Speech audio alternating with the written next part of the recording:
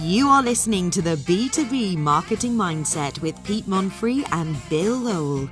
We want to help demystify marketing to reduce risk, drive more and better opportunities, and grow your business. Are you ready to master marketing? Today's episode about relationship marketing, right? What does that mean? What does it mean to you? They're saying I can be a little louder, so let's turn that up a little bit. But this is what I love. I've heard this a million times. Marketing doesn't work for us. Our business is all relationship driven. And I think to myself, how unfortunate this otherwise intelligent person has no idea about the potential of using marketing approaches to drive more referrals and maintain longer, more profitable relationships. Then I realize my mic is hot. But my point still stands. When I think of marketing, I mean, the very core of it is all about the relationship to your customer. So how do you get this to this point where we have it's mutually exclusive? Well, we're relationship driven. We don't do marketing. What are you kidding? Now, 50% of those people think it's sales. But anyway, I thought it would be a good discussion today. We're talking about starting relationships, nurturing relationships, strengthening relationships. And you had an interesting point earlier before we went live, which I've now forgotten. It's okay. I just said it was one of my favorite topics to chat about. So one of the things that I was just saying is that a lot of times organizations get so busy in doing their work for the customer that they don't take time to step back and let the customer know what it is that they're doing or what they accomplished or any of the other good things that are about that. And all of a sudden, in a way, they almost go into like this hole and people go, what have you done for me lately? Why aren't you doing this? When technically you might have really been doing a lot of work for them, but they just haven't heard from you. So that was my point. It's like relationship driven can be like we were talking about, Pete, so many different things, but you right. Can't I mean, it forget comes about the back customer. to what do you mean by relationship? And most people think meat relationship, meat sacks. It's like, no, this is what, so this is the equivalent of, hey, how are we going to grow this company? Let's hire 3 more salespeople, right? Yeah. Brute force, I call it, right? Well, yeah, you could do that. And sometimes it works, sometimes it's not, but it is the most expensive way and also the least scalable way to get a message out. See, that's where marketing is supposed to come in, where it really helps you scale your message and measure what's happening. But maybe the outcome you want from your marketing is stronger relationships, right? Longer lasting, higher average transaction. Marketing, I was saying, can be a hose. Like, what fire do you want to put out? You want to put out that fire or this fire? I mean, what is it that drives your business? And I think that's where these folks don't understand. I make fun of them, of course, because I make fun of everyone. But it's a lot of the same ideas, but it's just the output that is different here. Yeah. And so when you look at it that way, it's like, oh, tell me more about this marketing. We work on relationships. One of the things, if I can just jump in, that kind of drives me crazy, and I think it goes back to your earlier point when you were talking about, we're just going to hire some more salespeople to do that. I think if people whoever the listeners are right now, if they're here now and they're listening to this and they're going, why is this important to me? I would submit to you that ask yourself this question: are you a vendor in the eyes of your customer? Or are you perceived as a partner? And if you're a vendor, you got a whole lot of work to do. And if you're a partner, then obviously you probably have already done some good relationship building. And then Pete and I will probably just talk about helping you to refine some of the things that you're doing right now or adding some things to the equation. But if you're perceived as a vendor where your business is transaction oriented, we have a lot to discuss and probably take us 10 podcasts. Your value perception, that is a subject for 10. But your value perception there, I think, is what you're getting at is vendor versus trusted advisor. Sandler calls it the relationship curve, and it's a curve because it's easy to slide from advisor to vendor, and so a vendor is only as good as the last thing that they did, where an advisor has a higher, so you talk about relationships, they have a longer lifespan. They charge premium pricing. There's a lot of advantages for being at the top of the curve. But I think when we're talking B2B and where relationships are important, it still doesn't take away that you have to still maintain those physical relationships. But think about this. How many people can one person contact, have a meaningful dialogue with in a given month? 100, 200. Somebody's really on the ball, I don't know, 300. No, we have clients that are hitting email to 50,000, 100,000 people. It's insane that companies still throw salespeople at a problem that really should be a balance. If I'm looking at the cost of acquisition for a company, I'm really looking for a good balance between the two, sales costs and marketing costs. Because if I see one of them's outsized, I know there's a problem there. And usually it's sales that's outsized because salespeople are expensive. Yeah. See, we reveal important things in the show. Salespeople are expensive. Yeah. And you just talked about something I think is really important too. And, everybody has heard this, but I don't know if they put it into the proper perspective with regard to this relationship marketing. But just like you were talking about, it costs a heck of a lot more money to go out and get a new customer, whether that's through the salespeople or other channels, than it is to take good care of your existing customers and maybe get more business out of them, or at least maintain that relationship. So, but everybody's, like you were saying, everybody's so busy, whether it's hiring salespeople or doing everything else, chasing after the new stuff, where maybe some of the best stuff could be right in front of you if you just strengthen that relationship or expand it. They're so busy burning money that they can't. Well, let's get specific about this. The phenomenon we're talking about here is that these marketing things that you do, we both advocate for an integrated strategy. You don't just do one thing, you do a system of things so that the customer in the middle of that system thinks, holy shit, these guys must be great. I keep hearing about them everywhere. Well, that's because we're putting you everywhere, that customer is. But that equates to more desirability, higher value perception. Marketing's good at that. So they might see you in social media. That's a touch. They might get an email from you. That's a touch. They might see you speaking at a conference. That's a touch. Read about you in the business journal. That's another touch. Finally, at some point, maybe they contact one of your sales reps or something, right? But these things, social media, email, media, can be a proxy for meat sack. They're proxies, right? So people perceive it as the same strength of relationship when maybe they don't really know you at all, but they've been getting your email for 10 years. Yeah. That's just as strong of a relationship. So is marketing a relationship mutually exclusive? Doesn't seem like it so far. And I think in the post we give some things, some 4 or 5 things that, maintaining relationships. One of them is brand awareness, right? If you just want to spread the word. I think of the music business. One of the things we did is we always had, when we had a band back in the day, we always made sure we were in all the listings everywhere, because people would be like, I keep seeing these guys everywhere. We'd make up gigs when we didn't even have gigs, we just list them. But part of that too was, if you're doing a really good job of this, people tend to talk about you, right? So it's like it's this expanding vortex of buzz that can be created, and hopefully you're in control of your brand somewhat. You can't be completely, but a little would be good. And then those brands that, and look, a brand, I say brand, right? It could be product, it could be company, it could be, you work for IBM. Are you Frank, or are you an IBMer? Yeah. Just the question you got to ask yourself, Frank. But usually Frank's pretty well trusted, right? He's at the top of the curve, right? They're getting a lot of engagement from their customers.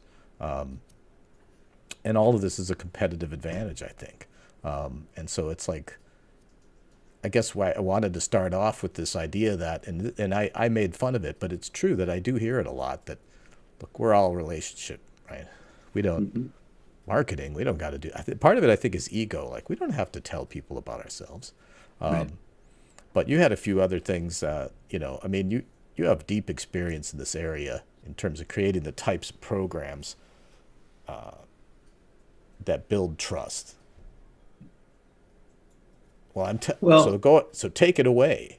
Well, I'll give you a couple insights, and I'll react to a couple things that you said, which I think is really important. You started discussing having people talk about you, and building those relationships. But that's part of like getting that word of mouth going. And so it's like you've gotta have an increase in what we refer to as those touch points, like you were talking about, Pete, whether it's an email campaign, social media. I mean, we need to be staying in touch, but how else are you going to build loyalty? How else are you going to get referrals if you're not staying in touch or being top of mind with that brand awareness when somebody thinks about your organization or your products, that they call on you? So I think that's all critical for this. It can't always be a person calling you either. Because again, that's the most expensive thing. So, a good marketing program is a proxy for those touches, which is perceived just as strong as a regular relationship. And so then you mentioned consistency. Yeah. For sure. Tell me about that. Well, there's an oldie but goodie book that was written probably 25 years ago by Jan Carlson called Moments of Truth. And one of the things that he talked about was that in a given day, there could be like 50,000 different touch points where somebody touches your organization. It could be through a website. It could be talking to a customer service rep. It could be reading a brochure. It could be, you name it. But all of these interactions, and to your point about consistency, it only takes but one to not be consistent or to have an issue where somebody says, uh-oh, and then all of a sudden you've got a ching against your brand. And then is it another one, and it's like, you go ahead. I think I've talked about this before too, where it's not like they go, oh, hey, there's an inconsistency here. Right. Exactly. It's more like their gut is like, I don't know about these guys, or worse, I don't know what these guys do. Yeah. Or, you know what? I had a really good experience like the first couple of times, and I don't know what happened, but I've had a bad experience now or something like that.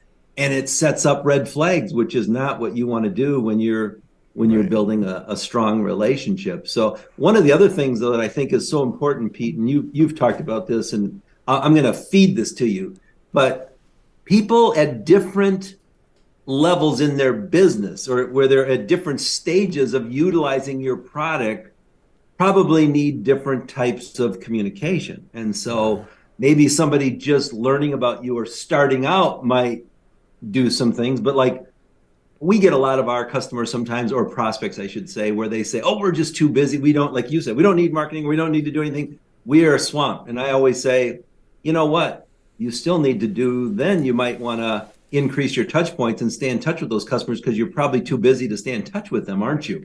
So, So I'm going to feed it to you, but you know this. I mean, we just have a client that we've been working with right now. Different points along the way, they need different types of media. They may have different communication preferences too. Yes. I think that people might perceive this as we're saying, give them a call and be like, hey, how's it going? No, don't do that. That's something I should ring the bell on. Don't do that. Yeah. It's our punitive. That's cool. I like that. It's our punitive bell. We're trying to Pavlovia in this thing. But we're not talking about. That's why this is so hard. If you could just call somebody and be like, "Hey, man, what's going on?" and they're like, "Hey, well, we got $100,000 to spend. Hey, let's do," and you're done. That'd be great. That's not how business works. It's a lot harder than that. You have to bring some value with you in that. If you're going to follow up with somebody and you're going to maintain a relationship, what are relationships based on? Mutual value. We could do a whole episode on things that repel relationships. So that'd be good. That'd be fun. We should do that just to be some contrarian sometimes. It'd be like a 4-hour episode because there's so many ways. But But I think, I think we're kind of agreeing today. We don't always agree, but we do tell the truth either way. But this just seems obvious to me because marketing, maybe that's why it's ironic when I hear it, is relationship is at the core of good marketing. Not crappy marketing, though. Crappy marketing is transactional. Yeah. One of the things, though, again, it could be, you talked about using some of the email, social media, other ways to stay in touch with the touch points. But I would also tell you that part of that relationship, and you talked about it when you said preferences, their communication preferences, or when they want it, you kind of hit me across the head with that. It's like, if you're not doing some customer research or finding out what the customers want or some of that changing, that's all part of the relationship too. It's like, how can I better understand what you want so that we can help you along the way? And so, even just doing a small customer study, or I know sometimes we bash the salespeople on this, but even having salespeople get out and asking good questions of the customers to build the relationship and listen to them to find out what they need can strengthen that relationship. Asking great questions can differentiate yourself from competitors who ask stupid questions or don't ask any questions at all. I think that's where the competitive advantage comes from, is for a lot of the companies that are smaller to mid-size, you can bet that their competitors are not doing a very good job of maintaining relationships. So it's not like you have to be genius at this. You just need to be better than everybody else, which I find, because when we do our work, we look at multiple companies and we analyze what they're doing, and so we see the picture. But a lot of them aren't doing nothing. So it's like, well, advantage us, right? We're going to do something. And if, the more consistent you can be, the more organized you can roll that out, the better your plan. Oh man, I said a 4-letter word.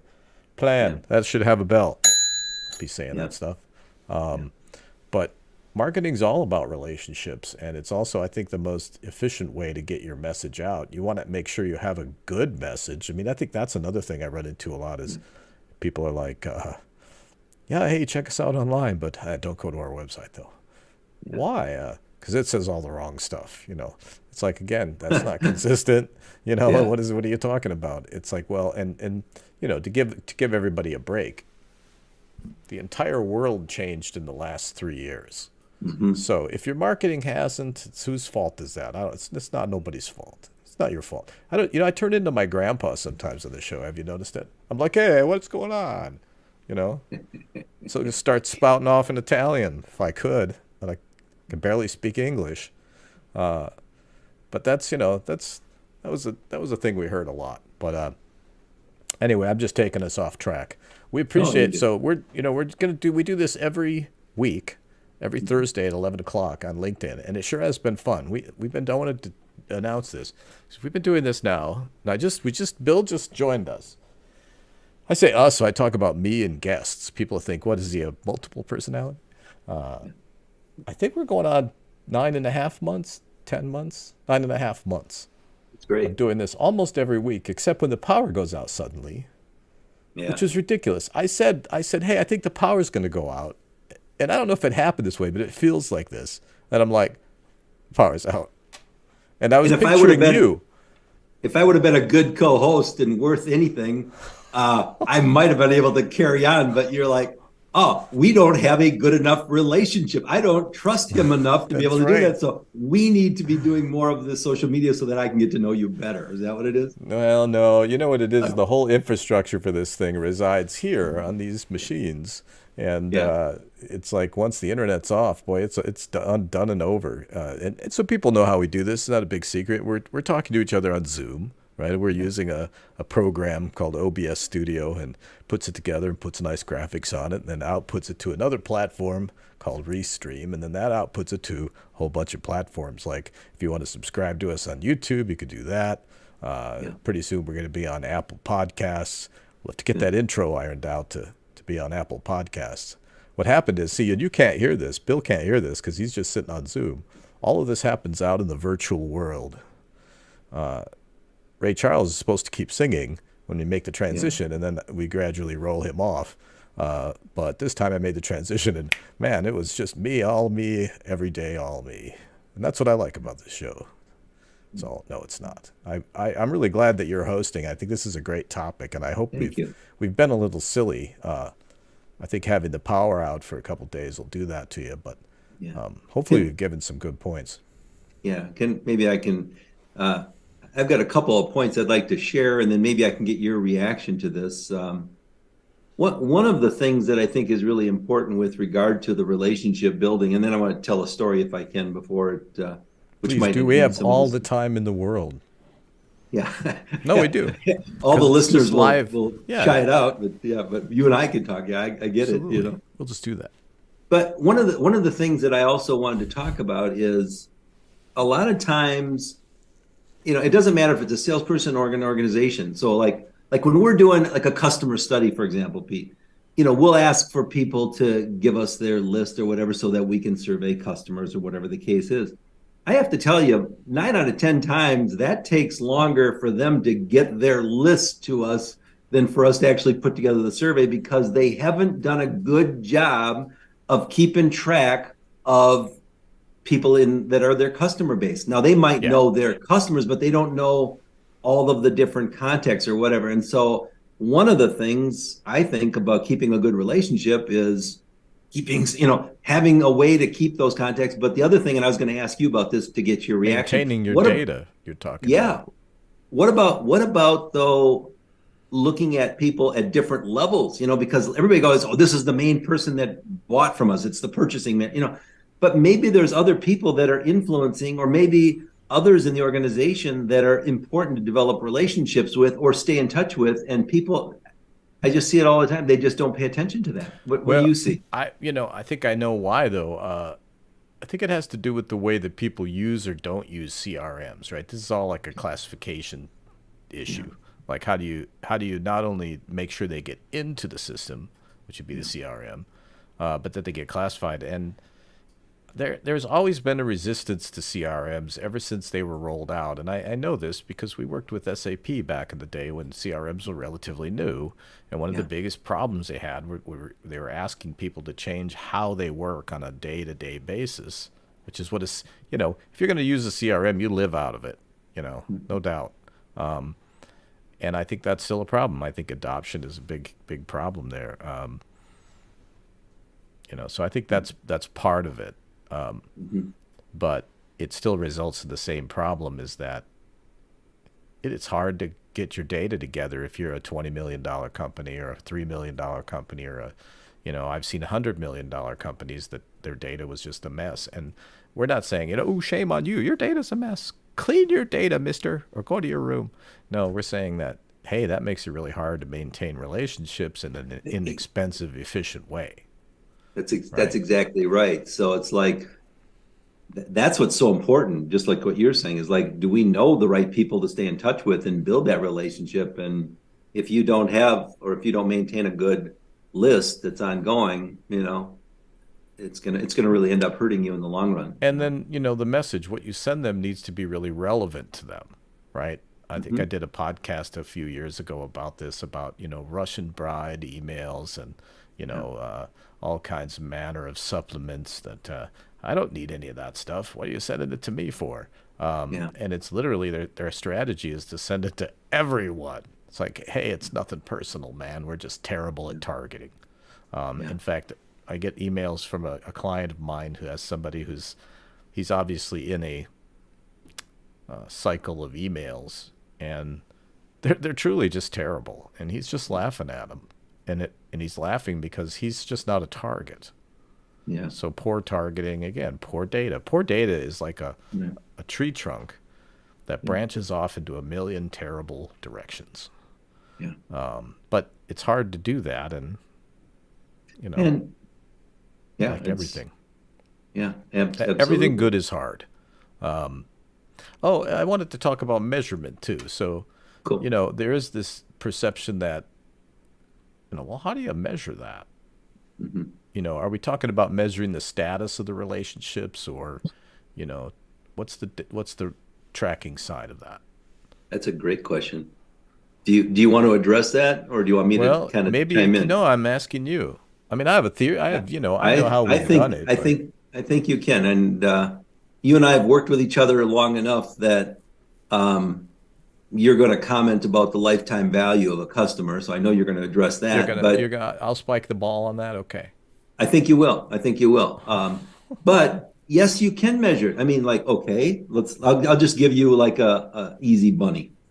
What about measuring how many referrals from an existing customer get to a new customer? You know what I mean? So are people tracking that? That's what's one way to measure it. So that's really good. When we've done some of our brand studies or customer studies, we'll ask them, to give us a score on the likelihood that they'd recommend you. You know what I mean? Right. That's a score, or that they understand your brand promise, what it is that you offer them or deliver to them. I mean, so there are ways to do that. If I was running an organization with their marketing department, I might track how many times we've touched a customer and how many times does it take that touch, before existing business expands. We get more business with them or whatever. But maybe you can jump in and then I'll react some Well, more. here's the good news, though. A lot of this stuff now is a lot easier to measure and can be measured in real time. And I think you were talking about the much maligned Net Promoter Score.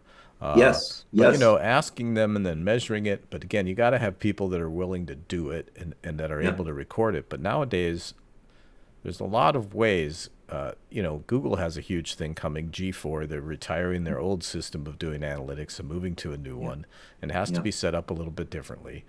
But so much of this can be automated in terms of tracking, and what you're really looking at is not the numbers themselves necessarily, but the trends, right? It's like, hmm, how are we trending? Like, and the relationships is something that has to be measured over a period of time, usually a longer period of time than clients want to deal with.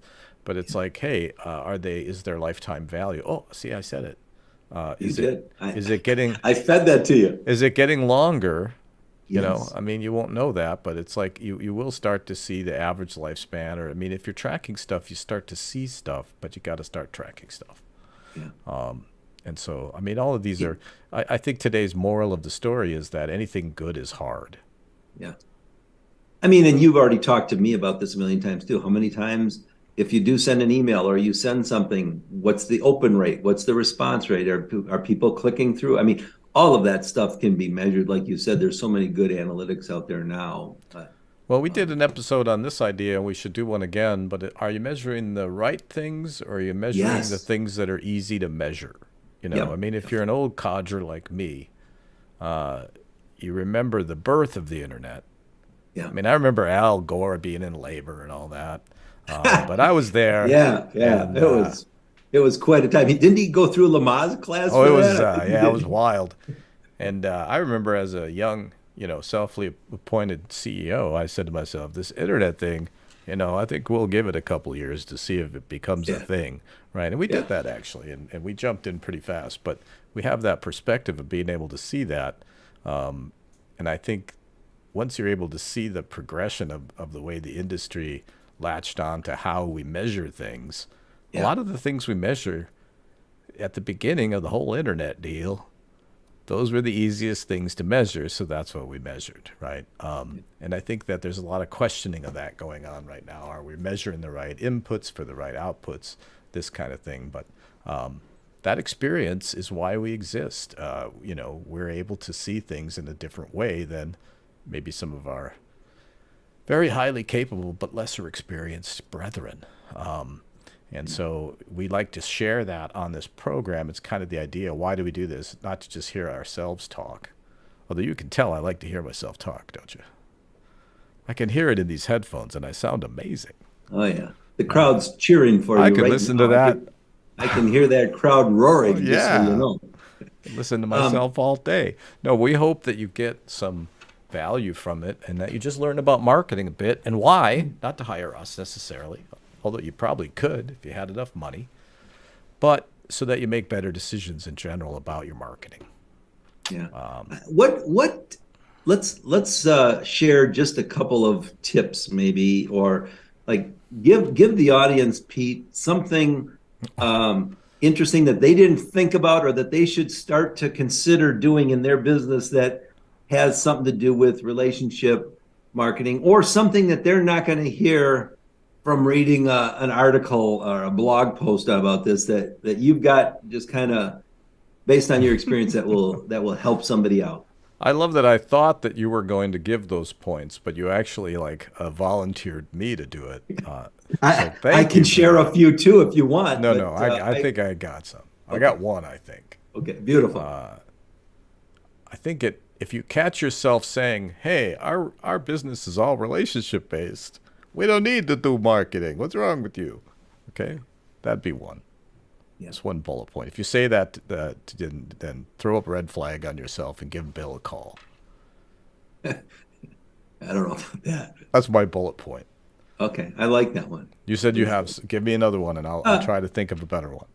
Like, and I know that some of the salespeople do this, but I would just ask somebody like, are you keeping track of your interactions with your customers? Say, for example, like if you even have a phone conversation with somebody, or you are a salesperson and you're out making a call and somebody tells you that they're going on a vacation, or that their wife is sick, or that somebody's having a baby or something else. I mean, are you recording that someplace in the organization or someplace for yourself so that you can remember those things when you talk to them again? I mean, it's all part of building that relationship. So I do think that is a key thing.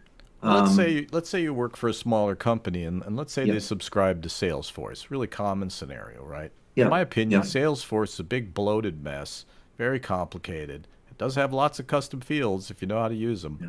So this would be a custom field thing, but in any CRM. But sometimes if you're an individual working in that matrix, you might have to have a separate system of your own on the side. Like, for example, a lot of times our clients may have an extensive ERP system that they work out of day to day, but we might have them use a simpler sales CRM like Pipedrive, for example. And no, they didn't pay me to say that. I use it. It just works. But those are the kinds of things I think we learn over time about, all of this theorizing is just great, but me as a business guy, how do I implement this shit, right? Right. It's simple stuff like that. It's like, hey, we're very good at quickly spotting the problems and working our way around, but that would be a workaround.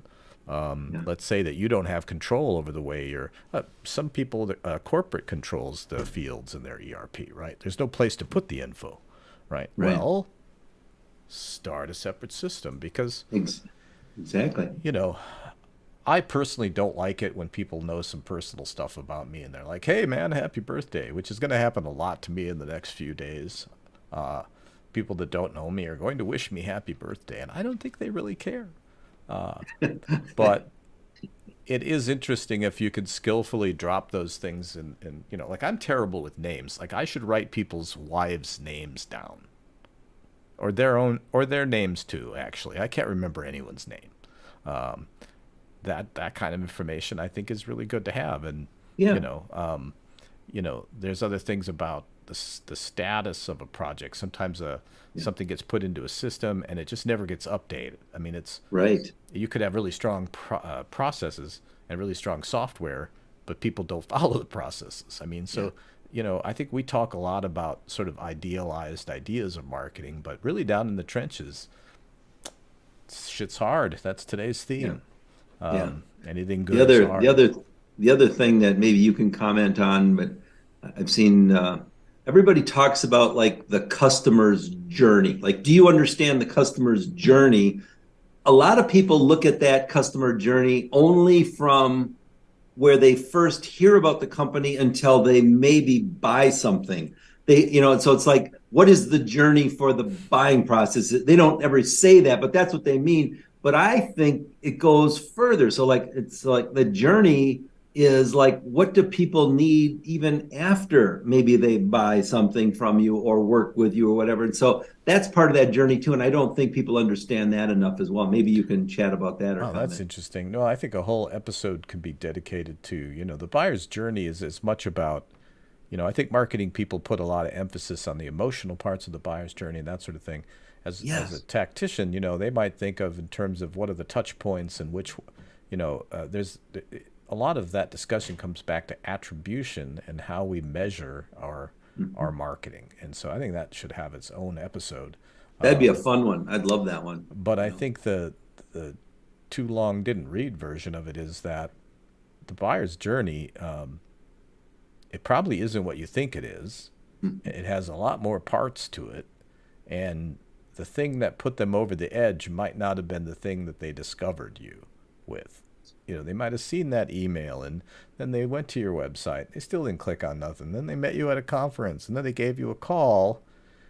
And so in that scenario, most marketing departments would be like, hey, the website doesn't do nothing. People just call us for some reason. I don't know why, or, hey, they see social media over and over and over again for 6 months, and then somebody thinks of you and refers you.